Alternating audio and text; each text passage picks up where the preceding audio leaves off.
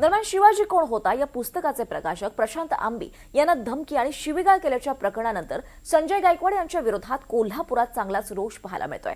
कोल्हापुरातून पुरोगामी संघटना बुलढाणाकडे रवाना झाली आहे। आज सकाळी 11 वाजता बुलढाणामध्ये गायकवाड यांच्या घरावर हा मोर्चा निघणार आहे। छत्रपती शिवाजी महाराज चौक या ठिकाणी अभिवादन करून हे आंदोलक बुलढाणाकडे रवाना झाले आहेत।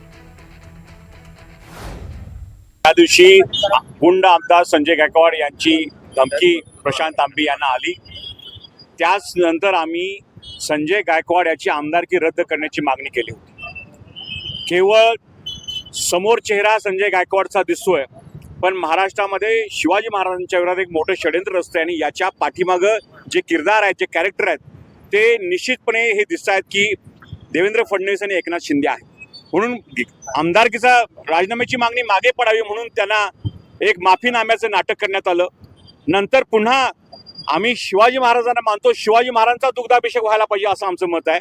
तिकडे शिवसेनेचे आमदार संजय गायकवाड यांनी महाराष्ट्राचं आराध्य दैवत छत्रपती शिवराय यांच्याबद्दल तसंच शिवाजी कोण होता या पुस्तकाचे प्रकाशक प्रकाश आंबी यांना अर्वाच्य शिवीगाळ करून धमक्या दिल्या, पण त्यांच्यावर अद्याप सुद्धा कठोर कारवाई केलेली नाहीये। आमदार संजय गायकवाड यांच्यावर तात्काळ गुन्हा दाखल करून अटक करण्यात यावी आणि धीरेंद्र शास्त्रींवर कठोर कारवाई करण्यात यावी या प्रमुख मागण्यांसाठी काँग्रेस, महाविकास आघाडी, डावे पक्ष, वंचित बहुजन आघाडी त्याचबरोबर पुरोगामी संघटनांकडून आज दुपारी 4:30 वाजता शिवाजी पार्कमधल्या छत्रपती शिवाजी महाराजांच्या पुतळ्याजवळ निदर्शनं करण्यात येणार आहेत।